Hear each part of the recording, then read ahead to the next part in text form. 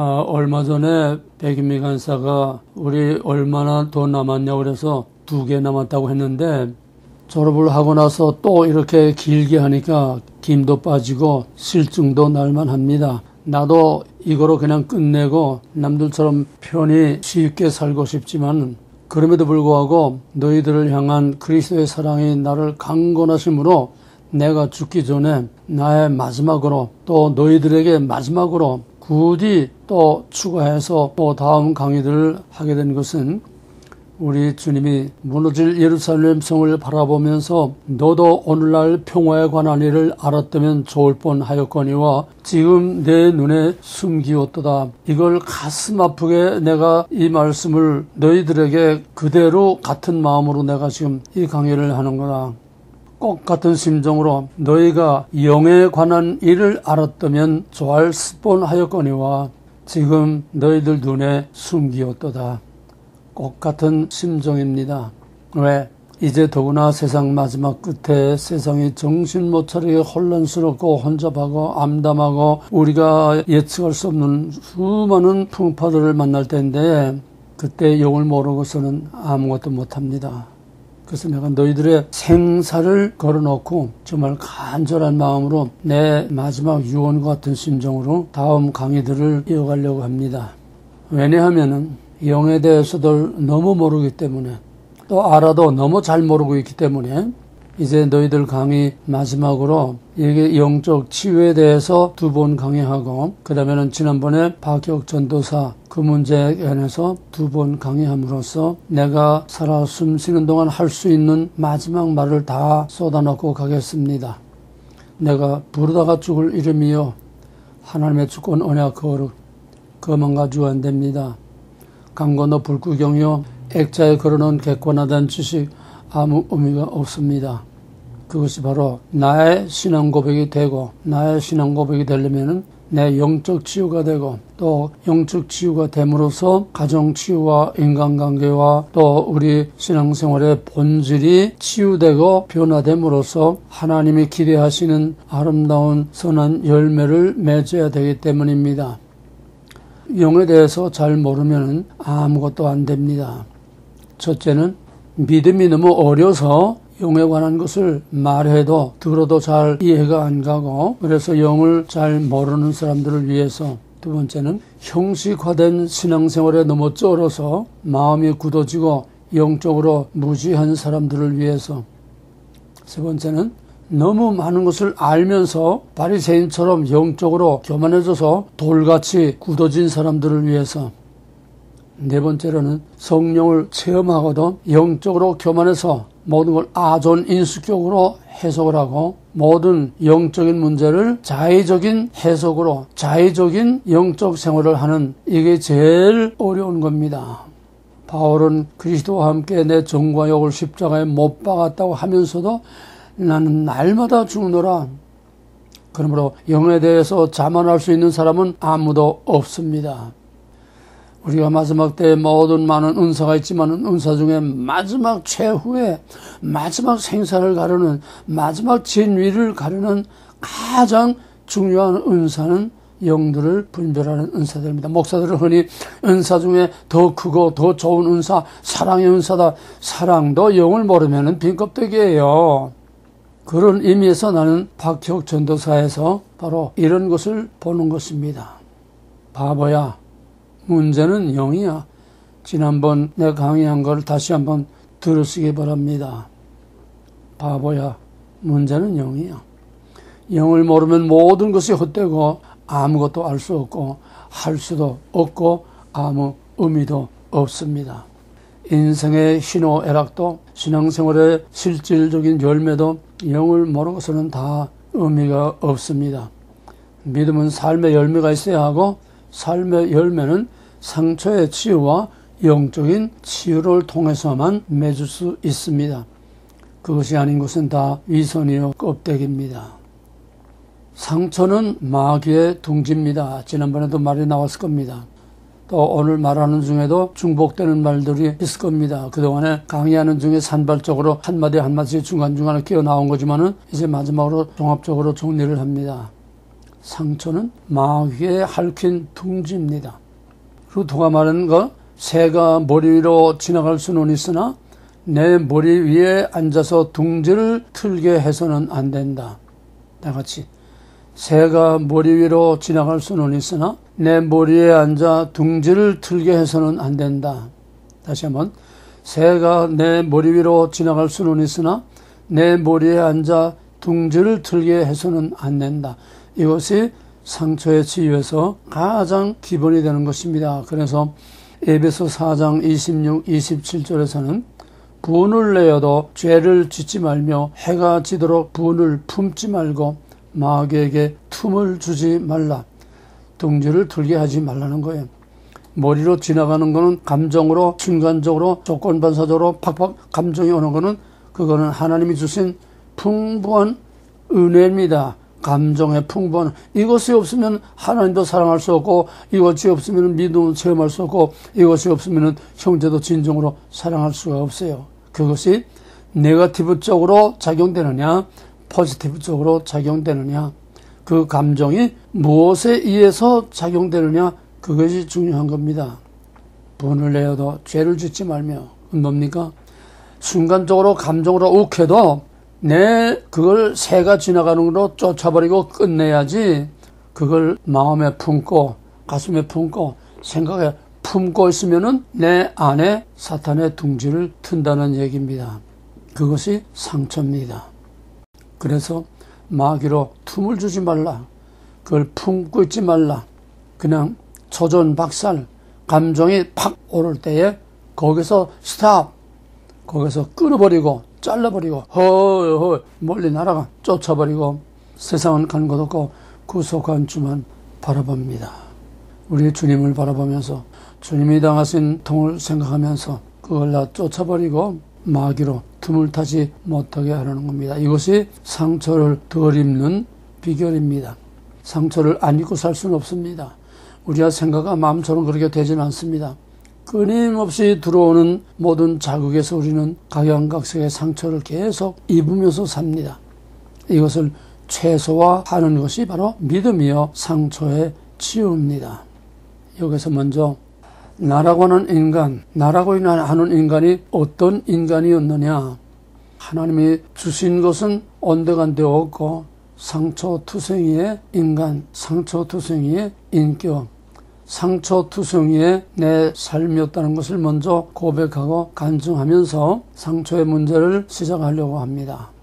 이미 여러 번 말했듯이 나는 10살 때 어머님이 일본 경찰에 끌려가서 두드려 맞고 먼저 누워서 그 후유증으로 순교를 했습니다. 교회 바로 붙어있는 사택에서 순교를 했는데 우리 군노님이 어머니가 항상 내가 아프면은 내 머리 곁을 떠나지 않고 주기도문, 사도신경, 찬송 부르고 성경 읽고 기도하고 계속 이거를 하던 그것을 우리가 본 대로 우리 내비의 큰 누님이 어머니 병상 침상을 지키면서 계속 기도하고 찬송하고 주기도하고 성경 읽고 계속 하다가 너무 연일 계속 하니까 너무 피곤하니까 얘들아 내가 잠깐 쉴 테니까 너희들이 좀 어머니 지켜라. 그래서 내 3살 위에 누이하고 나하고 둘이서 어머니를 지키면서 거기서 기도하고 찬송하고 성경을 읽고 주기도문 사도신경하고 그러다가 이제 찬성을 부르면서 내 영혼이 은총 입어 중한재심 뿌꺼보니 그 하늘나라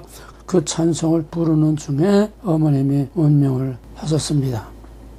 그때 이 얘기들은 중간에 또 나왔으니까 그 상주라는 것이 10살짜리가 뒤에 상주로 따라가니까 온 용강 온천 읍 사람들이 다 나와가지고 그렇게들 울고 온 읍이 다 함께 그렇게 울며 장례를 지냈습니다. 내 어머니 돌아가시는 순간에 장난으로 취미로 그냥 즐김으로 화투를 치면서 이제 놀던 사람들이 밤에 이제 다 끝나고 나오면서 흩어져 돌아가는데 밖에 나오니까 하얀 소개발이 광목필 같은 서치라이트 같은 소개발이 하늘로 쫙 뻗어 있더래요. 그래서 옛날부터 옛날 사람들이 이걸 압니다. 소개발이 뻗친다고. 아주 훌륭한 사람이 돌아가시면은 그렇게 하늘로 가는 길을 열어서 소개발이 뻗친다는 말들을 이 사람들이 다 알고 있으니까 우리 영광원천에 누가 돌아가셨길래 이렇게 귀한 분이 돌아가셨나 그러면서도 이제 쑥덕거리면서도 갔는데 그 다음날 소문을 들으니까 영광원천 거기에 전도관에 전도사가 죽었다는 소리를 들어서 그래서 장례식 할 때 사람들이 다 나왔었습니다.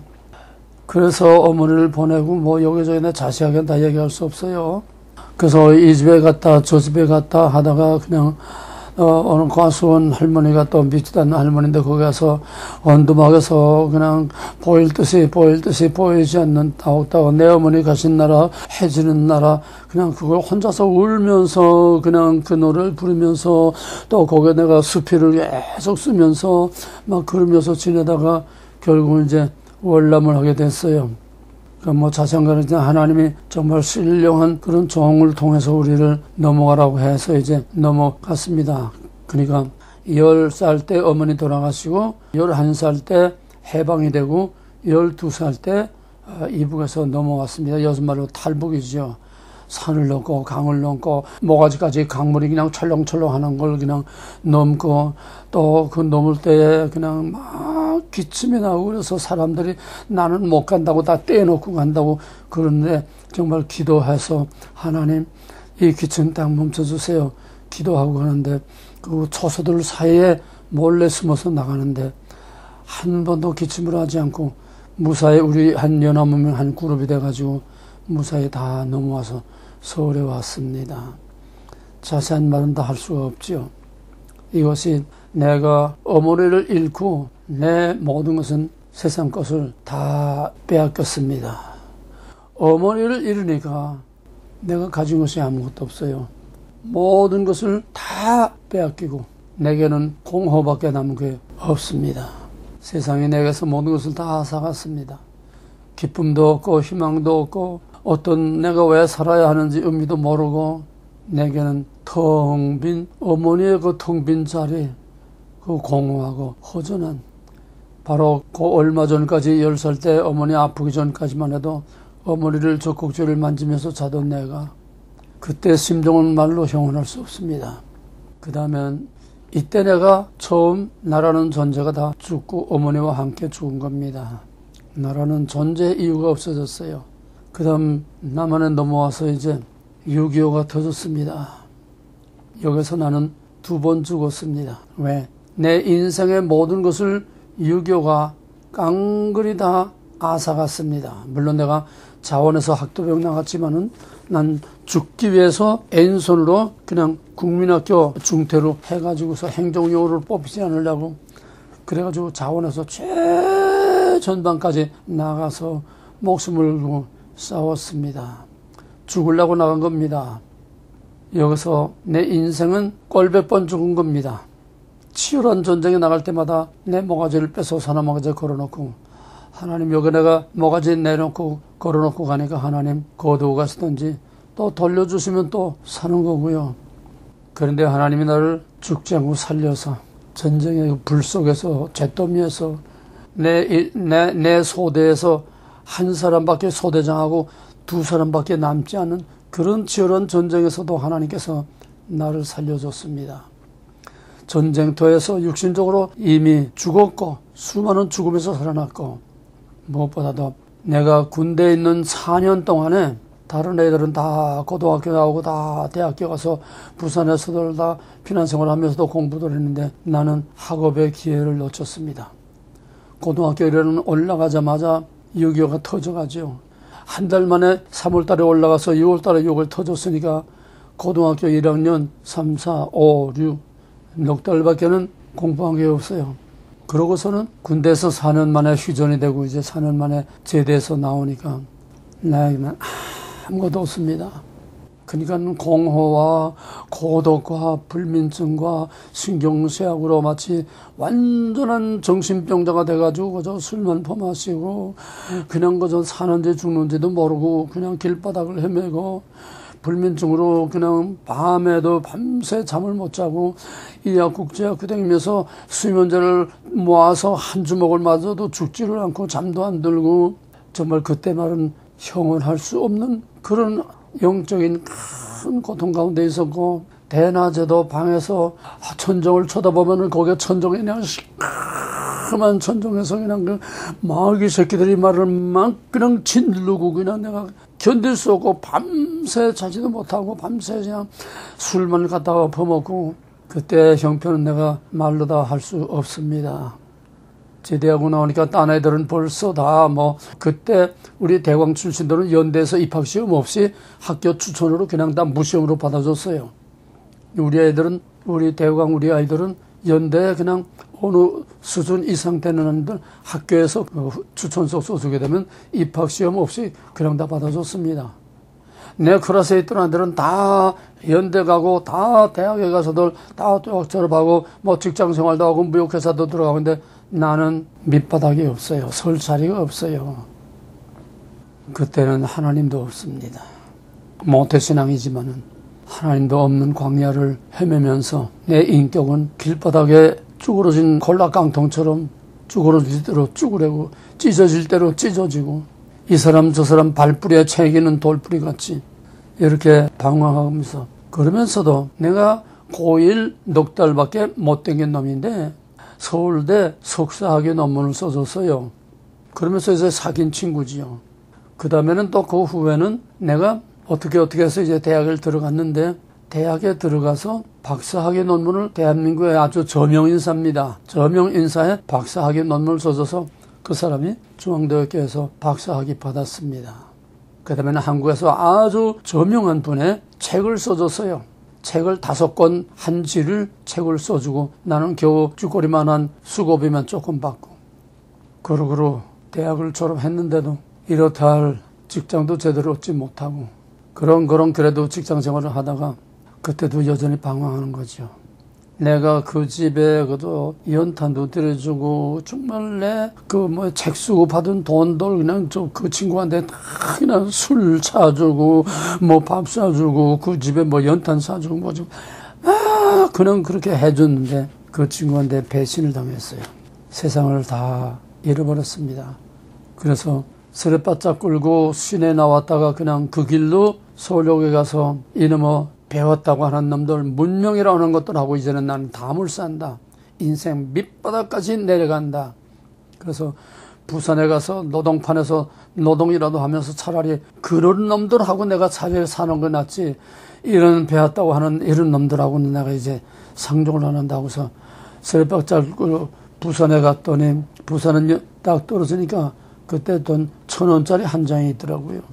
그래서 이렁저렁 해서 거기서 내가 그 광야를 헤매면서도 참 훌륭한 분들, 대학 교수분들, 이런 대선배들을 내가 좀 사귀어가지고, 그래서 그분들이 이제 내가 편지를 썼더니 그분이 소개해가지고 대구 바로 교대 학장으로 있는 그 뭐뭐 인사에게 편지를 해서 이 사람 좀 어디 취직시켜주라고 음대 나왔는데, 그래서 그 사람이 그 바로 옆에 있는 이사벨 여자고등학교 거기에 음악선생으로 취직을 해줬습니다. 이것이 내가 리턴하는 터닝포인트가 됐습니다. 찢어질 대로 찢어지고 터질 대로 터지고 뒤틀릴 대로 뒤틀리고 꼬일 대로 꼬이고 완전히 인격 파탄돼서 인간관계를 도저히 가질 수 없는 이런 상태에서 그 학교에 이제 취직을 해서 이제 가보라고 그래서 이력서를 써가지고 이제 그 학교 갔는데, 그때 오후에 애들이 다 이게 청소할 때요. 그냥 하얀 스카프 쓰고 그냥 앞치마 두르고서 전부 창문에 매달려서 유리 닦고 전부 청소를 하고 있는데, 내가 교문에 운동장 교문에 딱 들어서니까 거기서 나를 만나는 애들마다 전부 자기 선생처럼 전부 머리 숙이면서 반갑습니다, 반갑습니다, 반갑습니다. 만나는 애들마다 다 그래요. 아이고 세상에서 버림받고 세상을 다 버리고 인생 맨 밑바닥에 부산에 한국의 그 노동판에서 마지막 내 인생을 그놈들하고 뒹굴며 살겠다고 한 나한테 세상이 다 나를 버리는데 나를 반갑다고 하는 사람이구나. 여기서 내가 확 그냥 정말 생기를 마신 것처럼 정신이 번쩍 들었습니다. 아, 세상에 나를 반갑다고 하는 사람들이 있구나. 여기서 내 마음에 한 줄기 빛이 들어왔습니다. 그러고 이제 그 학교에 취직을 해서 이제 음악 선생 노릇을 하고 있는데, 그때 부산의 기독교 학교 연합 예배가 그 구덕 경기장에서 운동장에서 연합예배가 있었는데 그때 우리 학교에서 그게 합창을 맡았어요. 찬양을 맡았죠. 그러니까 그때 뭐 이 학교도 이제 개교한 지가 한 2, 3년밖에 안 돼요. 아주 어린 학교죠. 그러니까 고등학교 전부 합해야 500명입니다. 그래서 공부 시간에 이제 음악 시간에 다 연습을 시켜가지고 강당에서 전체 이제 연습을 하는데 거기서 이제 500명 찬양을 연습을 하는데 교장 선생이 여잔데 나하고 동갑이에요. CCC 간사 출신인데 부부가 다 CCC 간사 출신인데 남편은 목사님이고 이사장이고 아주 부산에서도 존경받는 아주 경건하고 점잖은 분이세요.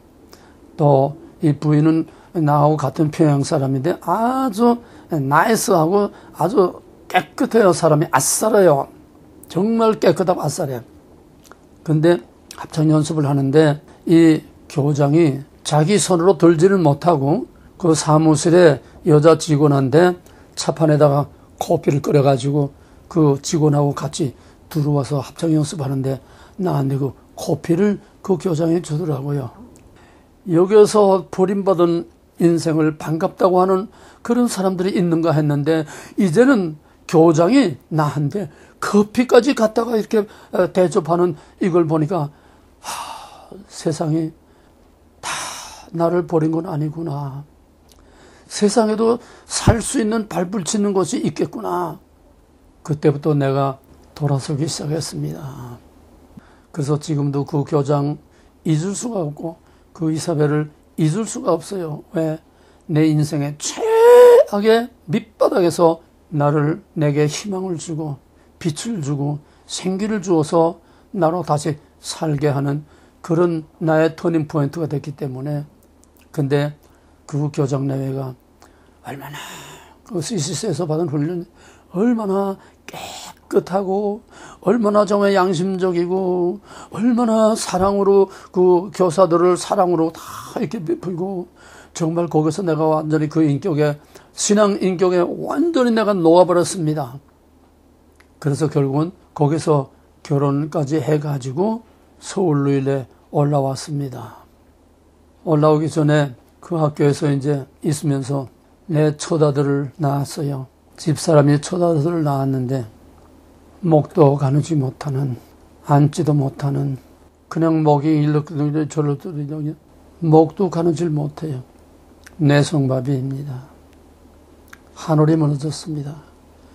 네, 광야 같은 인생이 이렇게 헤매다가 이제 겨우 정말 절망해서 겨우 이제 새로운 꽃을 피우고 새로운 싹이 나는 이런 결혼의 하나님의 첫 선물, 첫 열매를 받았는데 이게 가망이 없는, 치료의 가망도 없는, 이 아이를 어떻게 기를 수조차 없는 이런 아이를 내가 하늘이 무너졌어. 내 심은 죄값대로 내가 거두는구나. 내 죄값으로 첫 열매가 이렇게 저주스럽게. 그래서 지금도 자다가 그 아이 생각만 나면은 내가 지금도 그렇게 피가 거꾸로 돌고 그렇게 마음이 아픕니다. 결국은 서울에서 그때 내 인생의 광야의 한복판을 갈 때인데 얘가 감기가 들어 폐렴이 들러서 애가 기침을 하고 애가 정말 못 견디게 간신히 어떻게 돈을 조금 꾸며가지고서 이제 저 청량리에 안 씻겨 그 병원에 이제 갔는데 폐렴이래요. 뭐 약을 줘주는 걸 갖다가 뭐 먹는데 그까지가 기별이 갑니까? 결국은 두 번 다시 약도 못 먹고 두 번 다시 병원도 못 가고 그대로 숨을 거뒀습니다. 그걸 밤에 내가 고속들이 둘둘 말아가지고 뒷산에 먼데 가서 뒷산에 올라가가지고서 그걸 내 손으로 묶고 돌아와서 내 평생 내 죄값으로 그 귀한 첫 열매, 그 귀한 하나님의 첫 선물을 이렇게 저주스러운 이런 열매를 받은 것 평생 내가 잊을 수 없고 지울 수 없고 지금도 그 아픈 마음을 가지고 있습니다. 뭐 이거 자세히 다 긴 얘기 하지 못합니다. 그러고서 인생 최악의 옛날에는 정신적으로 헤매면서 최악의, 물론 가난과 정신이 같이 겹쳤지만은, 이제는 가정을 가졌는데도 이제는 먹을 걸 제대로 먹지도 못하고, 그 아이가 죽고 나서 이제 우리 둘째로 딸아이를 뵀는데, 그 딸아이를 가졌을 때에 입덧을 하지 않습니까? 우리가 2층 옥탑방에 겨우 한 칸 방에 겨우 얻어서 살고 있었는데, 여름에 거기에 리어가에 이제 딸기 장사들이 와가서 딸기를 파는데, 그 입덧을 하는데 그 딸기가 그렇게 먹고 싶더래요. 그 딸기 한 토를 먹이지 못했습니다. 그리고 그 딸이 낳는데 젖이 없어가지고, 애미가 뭘 먹어야 젖이 나오지요. 자꾸 빨면 피밖에 안 나오고, 약국에 도둑질을 해서라도 그 분유 깡통 하나라도 훔쳐서라도 그거라도 먹였어야 하는데 그 짓조차도 하지 못하고, 결국은 우유 한 모금을 못 마셔보고 할매가 암죽을 써가지고 먹으면서 그렇게 자란 아이입니다. 그렇게 자라는데 어떡합니까? 그래도 피아노 한 대는 가지고 있어서, 이게 내 재산 목록 1호인데 이 피아노를 가지고 있어서 이거 가지고 그래도 어떻게 좀 밥이라도 먹어볼까 해서 이제 밖에다가 그 담배가게 간판만한 조그마한 간판에다가 피아노 써붙이고 있으니까 하나 둘 오더라고요. 그래서 그때 뭐 피아노 레슨 불과 몇 분도 하지 않는데, 예를 들어서 피아노 레슨 한 달 레슨비가 1,000원이라고 하면 나는 그때 이거 지금 기억이 안 나요. 비교하는 겁니다. 나는 이제 5,000원을 받았어요. 이건 나는 음악 전공인데 어떻게 아마추어 하고 같이 하겠느냐. 한국 사람들은 더 비싸야 좋아합니다. 그러니까 5,000원에도 오더라고요. 그런데 딱 4사람이 오는데, 어린아이하고 학생하고 이제 어른하고 딱 4사람이 오는데, 그러니까 2만 원 아닙니까? 4, 5, 20. 근데 이미 타 먹은 갯돈이 얼마인가 하면은 3만 원이 매달 나가요. 마이너스 10,000원이지요. 내 카메라고 옷이고 시계고 맨날 전당포 들락날락하고. 그런데 어떻게 살았는지 몰라요. 마이너스 10,000원 가지고 비비대며 하여튼 살았습니다. 그런데 집사람이 그 동네에 조그마한 교회에 부흥회를 갔다 오더니 토요일날 이제 마치고서 토요일날 밤에 와서, 여보 우리 11조 해요. 뭐요? 내 속에서 주먹 같은 게 푹 올라오는데, 뭐요? 11조? 지금 매달 2만 원 수입에 3만 원 갯돈이 나가는데 거기서 또 무슨 11조?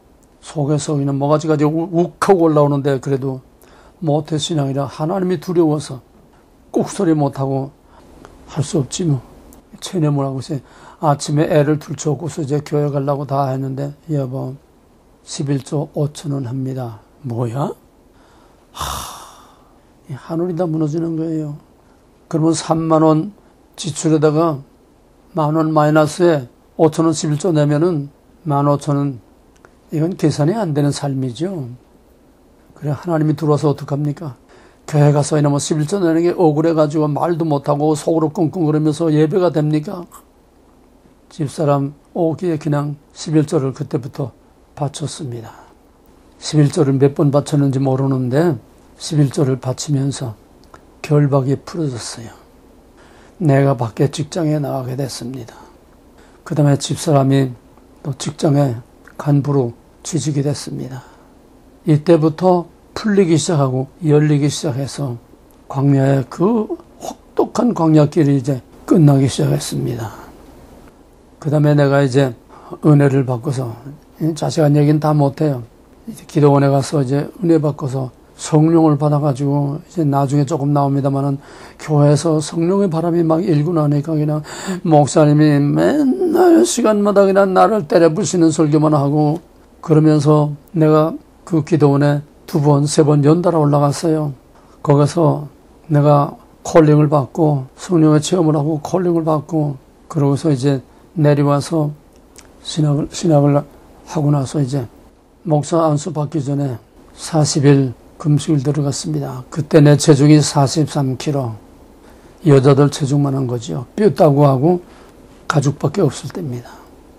그 몸 가지고 40일 금식, 죽을 고비를 몇 번이나 엄동설한 소환 대한 때에 눈구덩이 오줌으로 나갔다가 이제 눈구덩이 거기에 꼬꾸라져가지고 정신을 잃다가 또 살아나오고 하나님이 이렇게 저렇게 나를 정말 죽을 꼴을 몇 번 넘기면서 이렇게 해서 40일 금식을 무사히 끝내고 이제 돌아왔습니다. 그때 받은 말씀 내가 여러 번 너희들에게 말했지만은 하나님께서 내게 주신 3가지 계명, 교만하지 말라, 나만 의지해라, 내 영광을 가로채지 말라. 그러고서는 내가 목사 안수를 받고 목회를 시작했습니다. 그렇지만은 목회를 시작했다고 달라지는 건 하나도 없었어요. 성령 받았다고 달라진 거 하나도 없었어요.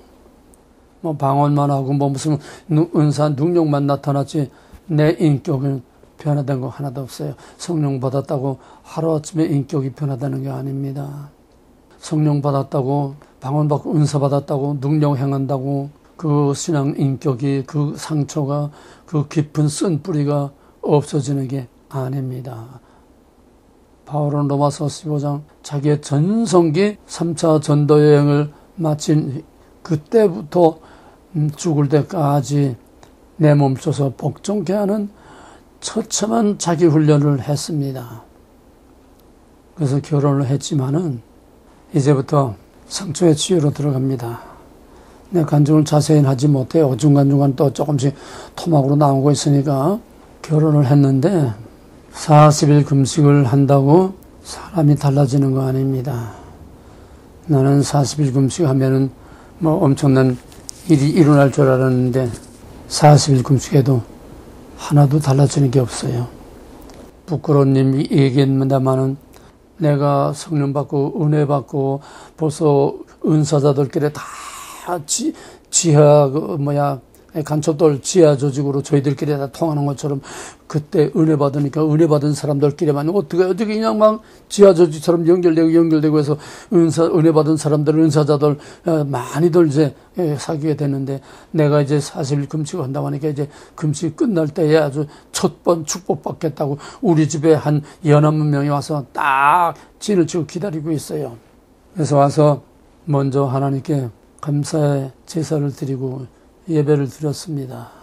이하다 생략하고 그러고 정말 은혜 충만한 예배를 드리고 한 사람 한 사람 다 기도해주고 그런데 그날 저녁에 집사람을 때려 죽인다고 장작개 비들고 집사람을 쫓아다니고 집사람을 그냥 이 집을 그냥 빙빙 돌다가 그냥 문을 박차고 뛰어나가서 그 동네 방네 그냥 골목으로 뛰어다니고 나는 그 마누라 죽인다고 그냥 쫓아다니고 40일 금식하고 그렇게 마귀가 역사를 하더라고요. 40일 금식했다고 성령 받았다고 변화되는 게 아닙니다. 그러면서도 목회를 했습니다. 그러니까 내가 그 깊은 상처가 치유되지 않았는데 내 안에는 독이 가득 차 있고 분노와 불평과 원망과 이 상처로 꽉 차 있는데 내가 설교를 하면은 목사님 설교는 잘하는데 은혜가 안 되네요. 개척을 했는데 10달 만에 압구정동에서 10달 만에 240명이 등록을 했어요. 그런데 시작했을 때도 70명, 연말에도 70명. 한쪽 문으로 들어오고 한쪽 문으로 다 나가요. 은혜가 있다고 들어와서 좋다고 그러다간 결국은 다 나가요. 왜? 내 안에 상처가 꽉 차가지고 내가 암만 설교를 잘하고 어떤 설교를 하고 은사와 능력이 나타나도 그것이 열매가 되지 않습니다. 한 문으로 들어왔다 한 문으로 다 나가요. 그래서 내가 딜레마에 빠져가지고서 어떤 장로님의 소개를 받아가지고 저 태백산에 뭐 굴이 있다고 그래서 그 태백산을 찾아갔어요. 태백산에 찾아가서 맨 꼭대기 바람이 너무 세니까 꼭대기에서 한 9분홍선 조금 밑으로 내려와서 그 큰 나무 있는 밑에다가 개인 천막 하나 치고 하나님 나 왔습니다. 그러니까 너 여기 뭐하러 왔냐 그래. 도대체 목회를 어떻게 해야 되는지 모르겠어요. 그래. 나처럼 해라.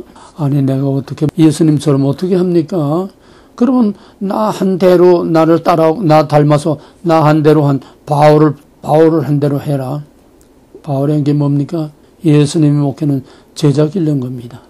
바울이 한 것도 결국은 제자들 기르는 겁니다. 그래서 교회 와서 또 열심히 또 제자 훈련도 하고 뭐 무슨 이것도 하고 저것도 하고 다 했습니다. 소용없어요. 내가 변화되지 않고는 소용이 없습니다. 그러다가 또 나한테 은혜 받았다는 사람이 교회에 져준다고 그래서 목사님 땅만 마련하면 내가 져주겠습니다. 그래서 다 내가 돈 안 들이고 다 줘서 이제 저당 잡아가지고 다 해서 다 했습니다. 그래서 사기꾼한테 걸려가지고서 교회를 잠실에다 교회를 건축을 했는데 이 사기꾼한테 걸려서 얼마나 내가 시달렸는지 모릅니다. 또 다른 한편 내가 은혜를 받고 목회를 하면서 대한민국의 양대 기독이라고 하는 그 큰 기도원에 거기서 12년 동안을 영적 사역을 했습니다. 나중에 조금 얘기하겠습니다. 그럼에도 불구하고 나는 사랑이 뭔지를 몰랐어요. 사랑을 언제나 사랑을 10살 때까지밖에는 어머니 사랑을 받은 게 없는데 그 다음에는 그 사랑마저도 짓밟히고 짓이기고 찢기고 핥히고 다 상처투성이로 다 그냥 망가졌는데 내게 사랑이 어디에 있겠습니까? 나는 사랑이란 말을 제일 싫고 제일 증오하고 사랑이란 말을 듣기도 싫고 하기도 싫고 두렵고 무섭고 가증스럽고 겁이 나요. 그래서 나는 목회하면서 사랑이란 말을 일부러 할 수 없었습니다. 우리가 우리의 죄를 사해준 것 같이 우리 죄를 그걸 못하고 그냥 스킵해서 넘어가곤 했어요. 하나님 10% 눈 뜨고 있는 그 하나님의 목전에서 하나님 내려다보고 있는데 어떻게 거짓말을 합니까? 내 안에 그냥 불평, 원망, 미움, 시기, 인해 뒤틀릴 대로 틀리고 깨질 대로 깨진 그 상태에서 어떻게 그런 설교를 안 할 수는 없어서 했습니다만은 그러다가 이제 1995년에 내가 아르헨티나 94년 아르헨티나에 거기에 이제 우리 형님이 있어서 거기에 이제 형님도 만날 겸 이제 갔는데 내가 그 워싱턴 DC에서 꼭 12시간이 걸려요. LA에서 한국 가는 거랑 똑같아요. 12시간 비행기 안에서 계속 하면서 하나님 내게 사랑이 뭔지를 좀 보여주세요. 사랑이 뭔지를 좀 알려주세요. 내게 사랑이 뭔지 하나님이 나를 진짜 사랑하는 건지 안 하는 건지 내가 입을 딱 벌리고 담을 수 없도록 하나님이 나를 사랑한다는 증거를 보여주세요. 그리고 기도하면서 갔습니다. 근데 거기 가서 세계 3대 폭포라고 하는 이곳에서 폭포를 이제 형님이 안내해서 2박 3일 거기는 이제 세 나라가 겹쳐 있어요. 아르헨티나하고 파라과이하고 브라질하고 폭포가 하도 범위가 넓어서 세 나라를 끼고 있습니다. 그러니까 2박 3일 해야 거기서 구경을 할 수 있어요. 그런데 우리 형님이 이상하다는 거야. 자기가 거기 올 때마다 비 안 온 때가 오고 여기는 항상 그냥 수증기가 많고 항상 비가 오는데 어떻게 내가 오니까 비가 하나도 안 오고 하늘이 쨍쨍 맞고 이런 날은 처음이라는 거예요. 하나님이 나와 함께하는 걸 보여준 겁니다. 나만 아는 거죠. 그 다음에 거기에서 부에노스아이레스에서 어느 교회에서 이제 형님이 속에서 부흥회를 하는데 아침 예배, 저녁 예배, 새벽 기도, 아침 예배, 저녁 예배, 새벽 기도. 아니 첫날 첫 시간부터 나는 사랑이라는 사자도 무서워서 입에 못 내고 사랑이라는 사자도 내가 싫어서 입에 못 내는데 첫날 첫 시간부터 사랑이라는 주제를 가지고 계속 설교하는데 첫날부터 끝날까지 사랑에 대해서 얘기하는데 그냥 나도 울고 거기 사람들이 다 울고 우리 형수님들도 다 울고 그냥 나 매 시간 그렇게 우니까 교인들이 전부 다 눈이 시뻘가고 눈두덩이에 퉁퉁 부어가지고 다니니까 낮에 사람들이 너 왜 이러냐고 사람들 자꾸 너무 그런 게 있어 우리 교회에 좀 부흥하는데 이렇게 은혜가 있다고 그래가지고 이제 사람들이 꼬여드는데 일주일 내내 그냥 사랑으로 완전히 박살을 냈어요. 하나님이. 그때부터 내가 겨우 사랑의 싹이 트기 시작해서 하나님의 사랑을 조금씩 내 안에서 자라가기 시작을 했습니다. 지금 불안나서 너희들 내가 말끝마다 사랑한다 이게 보통 말이 아니에요. 한 송이 국화꽃을 피우기 위하여 그렇게도 서작새는 울었나 보다. 이 사랑이란 말 한마디 하기 위해서 하나님께서 나를 50년 동안 뒹굴리다가 결국은 두란노를 70이 돼서 두란노를 시작하고 나서 겨우 옥이 6기 때 와가지고서 겨우 사랑이란 말을 하기 시작을 했습니다. 내 입에서 사랑이란 말을 한마디 나가는 거에 그렇게 어려운 거예요. 70평생을 통해서 쓰라린 광야를, 험악한 광야를, 외로운 광야를, 너무나 고통스러운 광야를, 그 험악한 광야에서 70년 동안 거기서 단련받고 훈련받고 얻어 터지고 찢어지고 깨지면서 거기서 배운 사랑, 이것은 내게서 나온 사랑이 아니라 하나님께 받은 사랑입니다. 그래서 내가 받은 사랑으로 너희들을 사랑해서 사랑합니다. 처음에는 다 이상하다고 그러고 거북하고 어색하다고 그러고 다 그러더라고요.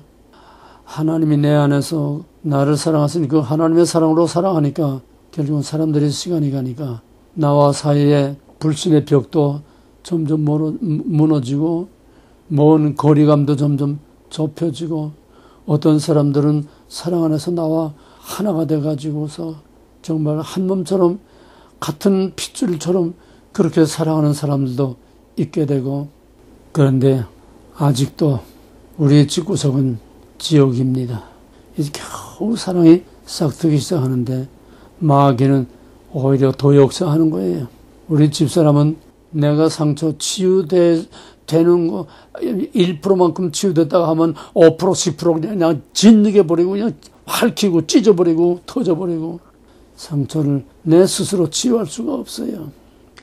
그러면서 두란노 5기 6기에서 6기 졸업식할 때 처음으로 빌립보 4장 1절 말씀하는 나의 사랑이여 나의 멸류관인 사랑하는 자들아, 그 설교를 하면서 그때부터 사랑이 조금씩 꽃피기 시작했습니다. 근데 이건 다 연습이었어요. 이제 온라인 하면서 12기부터 사랑이 꽃을 피우고 사랑이 열매를 맺기 시작해서 12기부터 나와 너희들 사이에 사랑의 줄이 이어지고 사랑의 끈끈한 줄이 이어지고 사랑으로 치유가 일어나고 사랑으로 말씀이 흘러들어가는 역사가 12기부터 시작됐습니다. 내 인생, 내 사역은 언젠가도 얘기했지만은 12기부터 비로소 내가 제2, 제3의 인생을 시작한 겁니다. 한 송이 국화꽃을 피우기 위하여 70년 동안, 아니 80년, 90년 동안 그렇게도 서쪽 새는 울었나 보다. 지금 너희들은 그런 쓰라린 광야 80년, 90년의 열매를 너희들은 지금 털도 안 뜨고 그냥 젖을 빨아먹고 있는 거예요. 그러니까 내가 너희들에게 피를 토하듯이 짜매기는 이 젖을 너희들이 100분의 1이나 제대로 그걸 받아먹고 소화를 시키겠냐? 요즘은 시국이 이렇게 돌아가니까 이제 금년부터 설교를 시작했습니다. 맨 처음에는 기독교란 무엇인가? 그거로부터 시작해가지고 빛의 창조에 감춰진 하나님의 비밀 시리즈로 쭉 하다가 이제는 너무 시국이 급박해지니까 계속 연달아서 시국에 대해서 우리나라의 위기에 대해서 계속 설교를 하는데 이거는 그냥 설교가 아닙니다. 내 평생에 이렇게 힘든 설교를 해본 적이 없어요. 왜? 이렇게 무서운 영적 싸움을 해본 적이 없다는 거죠. 바보야, 문제는 영이야. 이게 보통 나오는 말이 아닙니다. 내 90평생에 쥐어짜고 쥐어짜서 나오는 말이에요. 영이 하는 것은 아무것도 안 되는 거예요. 그래서 지금은 마지막 영적 전쟁을 하는 건데 계시록 18장에 있는 것처럼 하늘의 큰 전쟁, 16장에서부터 18장까지 하늘의 큰 전쟁을 지금 치르고 있는 겁니다. 우리는 지금 정치적인 얘기하고 있는 거 아니에요. 매주 나가는 정치적인 얘기하고 있는 거 아니에요. 어떤 사람은 정치 얘기를 한다고 여기서 떨어져 나간 사람도 있어요. 너무너무 마음이 아픕니다. 그런데 이제 겨우 창세기 1장 겨우 들어갈까만 한데 이게 싫어서 아무 말 없이 그냥 빠져나와서 불러도 대답 없고 돌아오지 않는 안타까운 우리 형자매가 있습니다. 기도해 주시기 바랍니다. 그래서 지금 이것이 그나마도 이런 영적 싸움을 싸우고 있으니까 내 영이 메마르지 않고 마지막까지 내 사명을 다 감당할 수 있는 것. 지금 내 앞에는 하나님과 우리 민족과 우리 나라밖에는 배는 게 없어요. 두란노도 그 다음에요. 나라가 있고 두란노고 신앙이 있고 두란노고 교회가 있고 두란노지. 지금 나라가 없어지면 교회도 없어지고 교회가 없어지면 신앙생활도 못하는데, 그래서 지금 책을 편집하고 책을 교정보고 정리하던 것도 일단 내려놓고 매일 일주일 내내 일주일의 설교에 거기 매달려서 씨름을 하고 그냥 여기 일주일 내내 여기 매달려서 내가 좀 씨름을 하고 있습니다. 이건 설교가 아니에요. 일주일 내내 내 피를 쥐어 짜낸 거예요. 생명과 목숨을 여기에 쥐어 짜내는 겁니다. 여러분 이걸 꼭 들어야 됩니다. 이걸 지금 박영수이가 그냥 나오자마자 그냥 이걸 녹취를 한 것을 그냥 딱딱 내니까 너희들은 그냥 보기만 하면 되지만 사실은 너희들이 이걸 녹취를 해야 너희들의 살이 되고 피가 되는 거예요. 나는 지금 내 인생 마지막 내가 부르다 죽을 이름이요.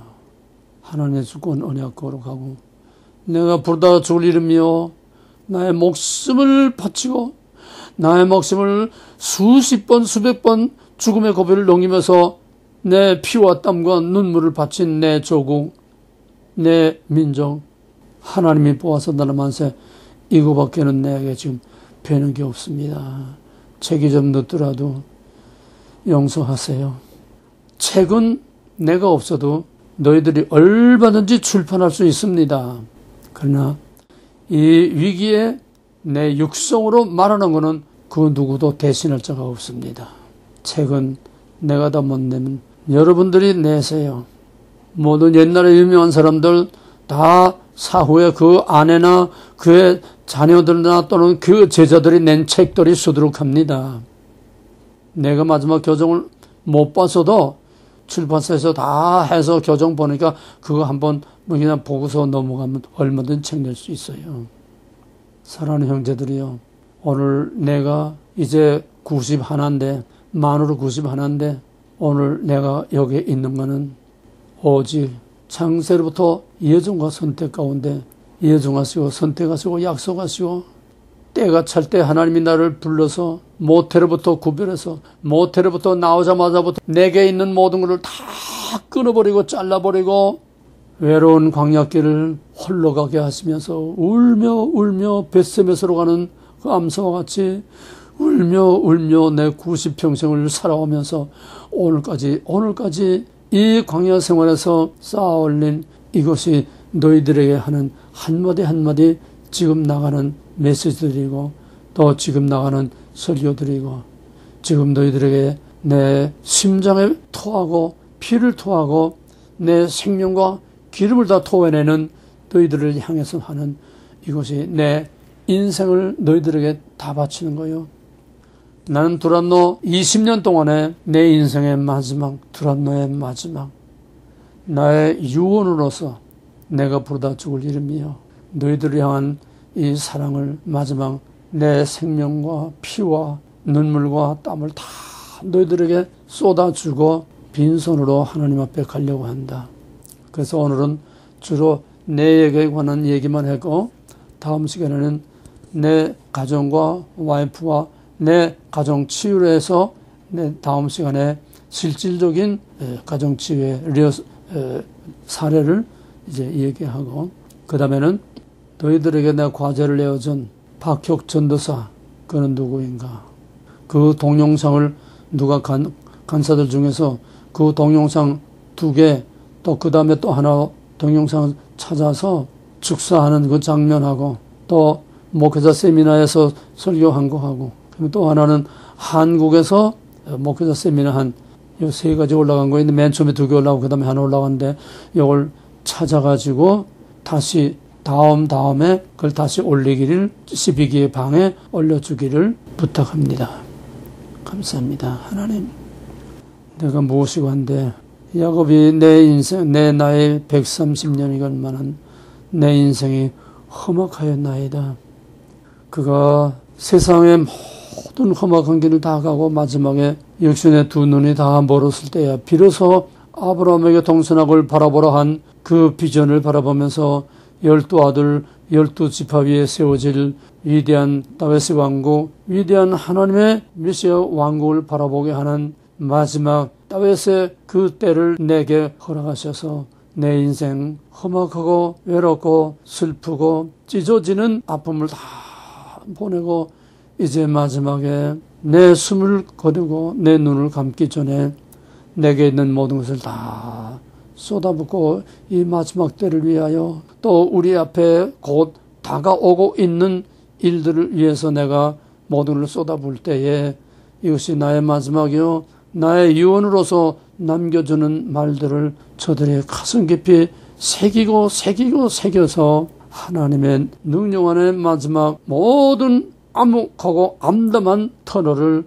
정면 돌파 통과하고도 남을 수 있게 하여 주시옵시고 무엇보다도 자기의 상처의 치유, 가정의 치유, 영적인 치유를 통해서 하나님의 말씀이 살아 역사하게 하시며 하나님의 말씀이 가정과 가는 곳마다 하나님의 천국을 이루게 하여 주시옵소서. 나의 90평생 함께 하신 하나님, 지금도 너무나 많은 광야길을 헤매며 가는 나의 사랑하는 아들, 딸들이 있습니다. 저들이 나와 함께 이 말씀을 붙들고 주님과 함께 걸어가게 하여 주시고 바울이 달려간 길, 내가 달려간 길, 저들도 끝까지 다 달려가게 주님께서 함께해 주시옵소서. 나의 왕, 나의 주, 나의 하나님 되신 예수 이름으로 감사하며 간절히 기도합나이다. 바울의 마지막 신앙 고백, 내가 선한 싸움을 싸우고 내 믿음을 지키고 나의 달려길을 달렸으니 이제 나를 위하여 예비하신 의로운 재판장께서 나를 위하여 예비하신 의리의 멸류관을 바라보는데 이뿐만 아니라 이와 같은 모든 자들에게니라 바울의 마지막 인생의 신앙 고백, 마지막 인생의 총결산, 마지막 신앙의 총결산, 이것이 곧 내가 너희들에게 주는 내 마지막 말이다. 나의 달려갈 길을 여기까지 달려오고 정말 무신론에 가까울 정도로 험악한 길을 헤매다가 여기까지 달려오게 하시고 믿음을 지키게 하셔서 여기까지 오게 하신 나의 의로우신 하나님, 나와 내 뒤를 따라오는 사랑하는 모든 나의 사랑하는 자녀들 위에도 이제로부터 영원토록 함께하여 주시기를 간절히 바라옵고 나의 왕 나의 하나님 예수 이름으로 감사하며 간절히 기도합나이다. 아멘.